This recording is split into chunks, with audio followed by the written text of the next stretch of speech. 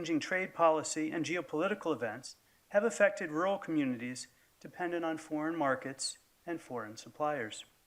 International partners purchased roughly $175 billion in agricultural products in the United States in 2024, about 20% of all U.S. production. For certain commodities, reliance on international markets is particularly concentrated, such as soybeans, where more than 40% of U.S. production is ultimately exported. These relationships have been significantly disruptive by tariff policy. For example, according to the USDA, U.S. soybean exports to China during the first 3 quarters of 2025 were 38% lower than the same period in 2024. Higher U.S. tariffs, especially on steel and aluminum, impose further costs on farmers as they raise the price of agricultural machinery.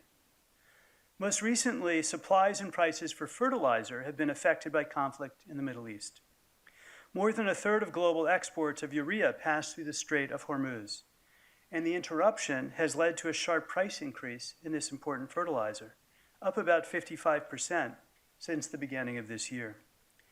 Prices for diesel, another important input for agricultural products, rose 50% over the past year. Rising fuel prices place significant pressure on cattle farmers and rural communities by increasing both direct and indirect production costs.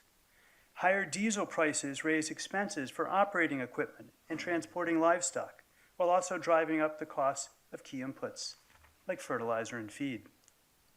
Transportation costs across the beef supply chain also rise with fuel prices, contributing to higher consumer prices and squeezing returns for producers.